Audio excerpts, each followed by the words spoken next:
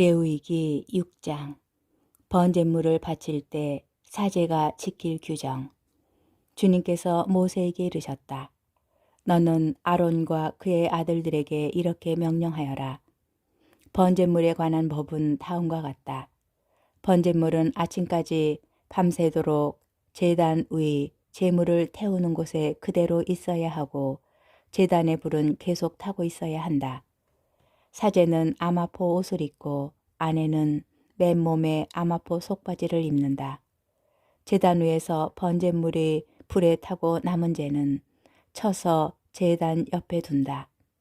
그리고 그 옷들을 벗고 다른 옷으로 갈아입은 다음 그 재를 진영 밖 정결한 곳으로 내간다.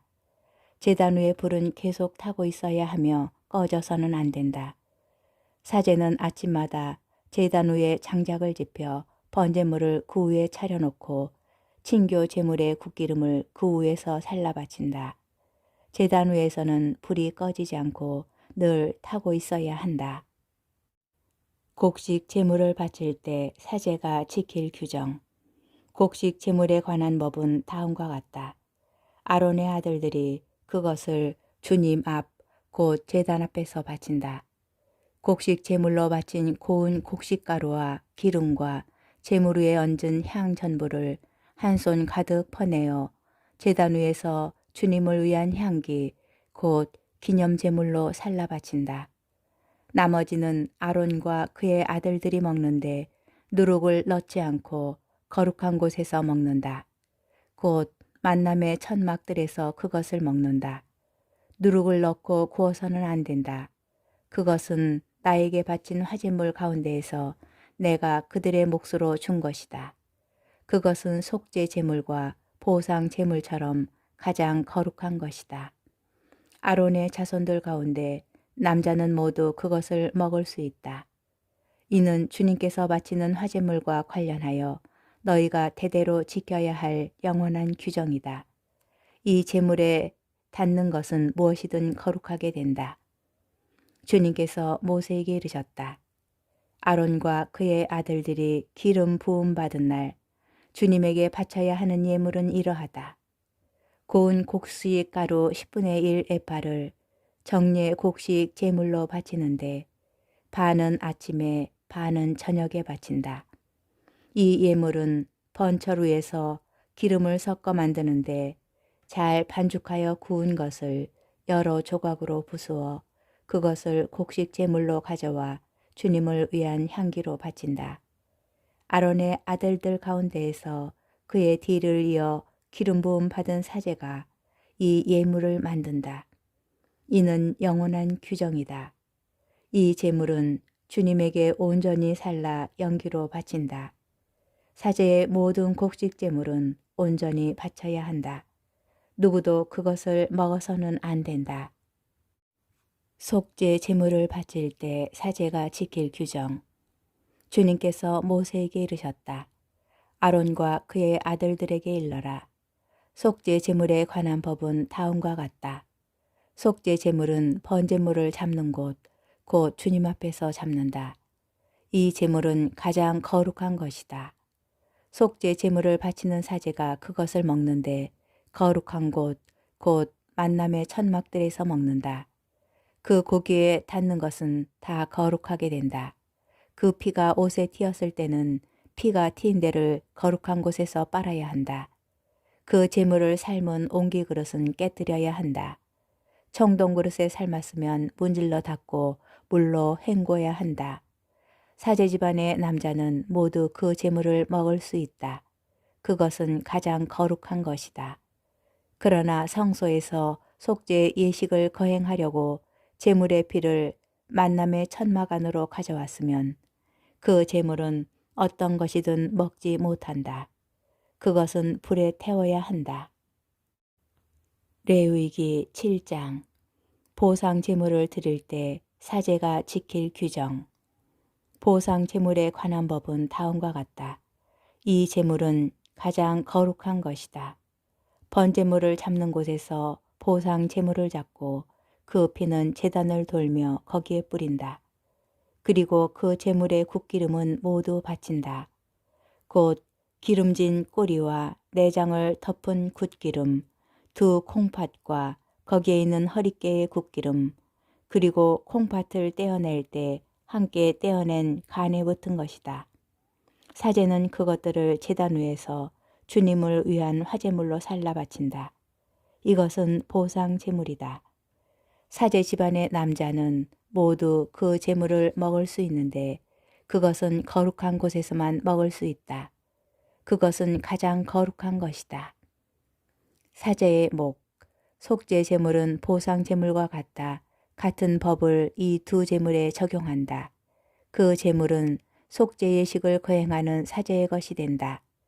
어떤 사람의 번제물을 받아서 바친 사제는 그렇게 바친 번제물의 가죽을 자기 것으로 차지한다.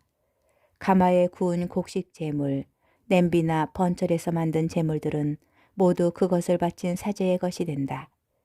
다른 모든 곡식 제물은 기름을 섞은 것이든 섞지 않은 것이든 아론의 모든 아들에게 똑같이 돌아간다. 친교 제물을 바칠 때 사제가 지킬 규정. 주님에게 바치는 친교 제물에 관한 법은 다음과 같다. 감사의 뜻으로 친교 제물을 바치려면 감사의 제물에 누룩 없이 기름을 섞어 만든 과자와 누룩 없이 기름을 발라 만든 붓구미와 고운 곡식가루에 기름을 섞어 과자처럼 반죽한 것을 곁들여 바친다. 이런 감사의 친교 제물에 누룩을 넣은 빵 과자를 예물로 곁들여 바친다. 이 예물들 가운데에서 각각 하나씩을 주님에게 들어 올려 바치는 예물로 드린다. 이것은 친교 제물의 피를 뿌린 사제의 것이 된다. 감사의 친교 제물로 바친 고기는 예물을 바친 그날로 먹는다. 다음 날 아침까지 아무것도 남겨서는 안 된다.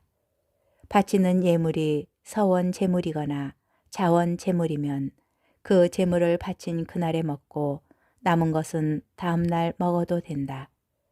그러나 사흘째 되는 날에는 남은 제물의 고기를 불에 태운다. 일반 규정.